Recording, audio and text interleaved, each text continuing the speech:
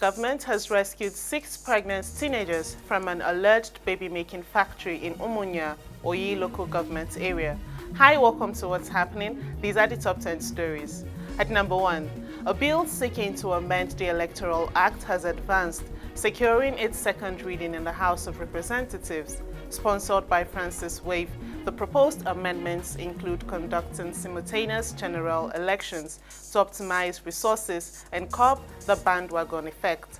The bill also advocates for mandatory electronic transmission of election results and proposes substantial fines for those lodging frivolous petitions to minimize court cases. If ratified, the amended Electoral Act will necessitate a new voter registration exercise conducted by the electoral body. At number 2, the House of Representatives has announced plans to conduct an investigative hearing into the non-compliance of banks and financial institutions with directives issued by the Central Bank of Nigeria regarding net open position limits.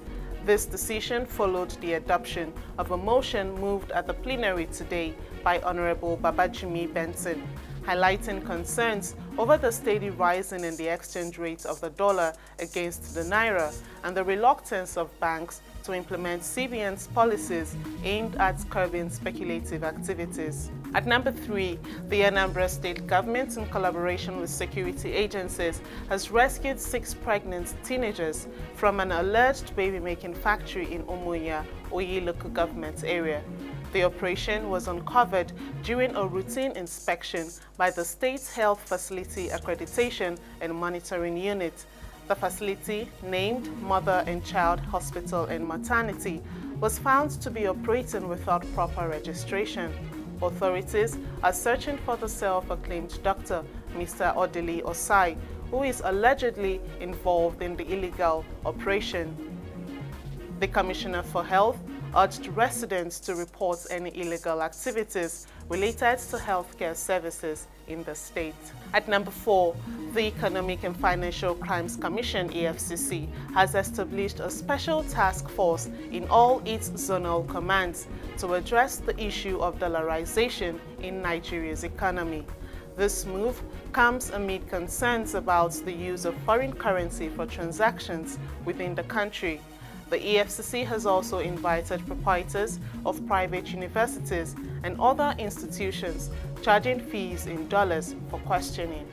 According to EFCC spokesperson Dele Oyewale, the task force aims to enforce laws against currency mutilation and dollarization to protect the economy from abuses and distortions. The Commission has already taken action against individuals involved in issuing invoices in dollars and mutilating the naira in Lagos and Port Harcourt. At number 5, traders in Kogi State Wednesday took to the streets of Lokoja, the state capital, to protest against the skyrocketing prices of essential commodities. Market women and men expressed dismay over the high costs, which have led to decreased patronage and closure of shops. The protesters cited significant increases in the prices of rice, beans, palm oil, and vegetables, attributing the situation to rising costs at the source and lack of government intervention.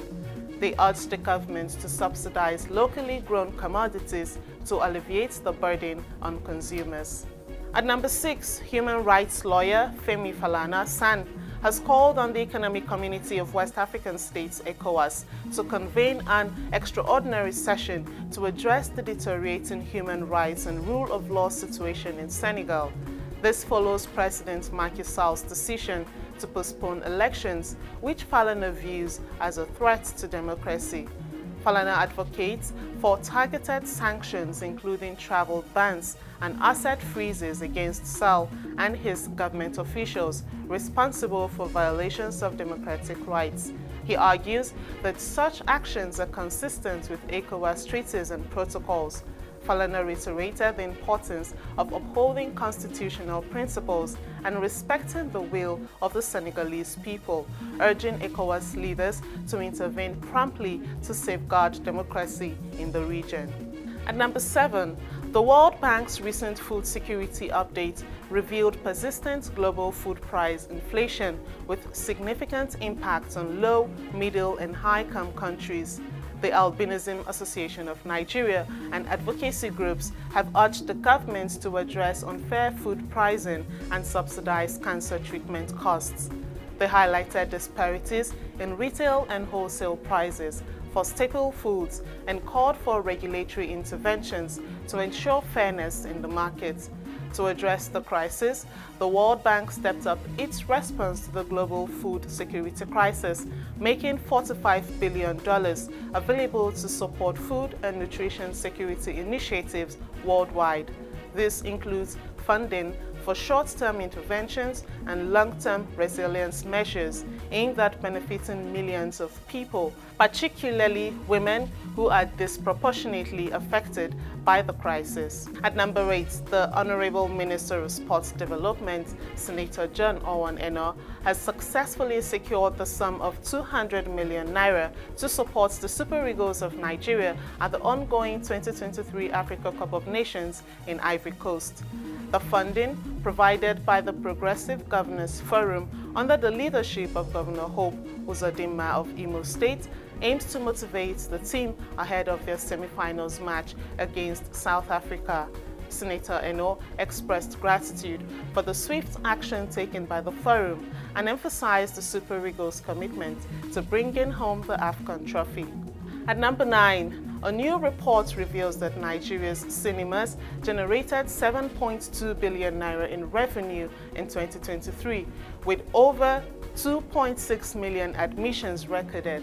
Nollywood films maintained a 39% market share, showing a 7% year-on-year increase. Despite the overall growth, revenue expansion primarily relied on higher ticket prices rather than a proportional rise in admissions. Funke Akindele's A Tribe Called Judah emerged as the first Nollywood movie to surpass 1 billion naira in cinema earnings, contributing over 14% to the total gross. At number 10, 2 separate bomb blasts rocked southwestern Pakistan on Wednesday, killing at least 22 people and injuring several others. The first attack occurred near the office of an independent candidate in Pishin district, around 50 kilometers from the city of Quetta and 100 kilometers from the border with Afghanistan.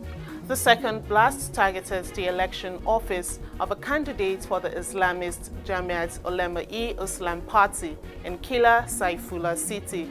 The incidents come on the eve of an election marked for violence and allegations of poll rigging. Over 500,000 security officers have been deployed and ballot papers distributed to over 90,000 polling stations. The election has been overshadowed by accusations of pre-poll rigging and security incidents, including targeted attacks on candidates. Voting is scheduled to begin on Thursday morning. That's all for today. See you next time on What's Happening.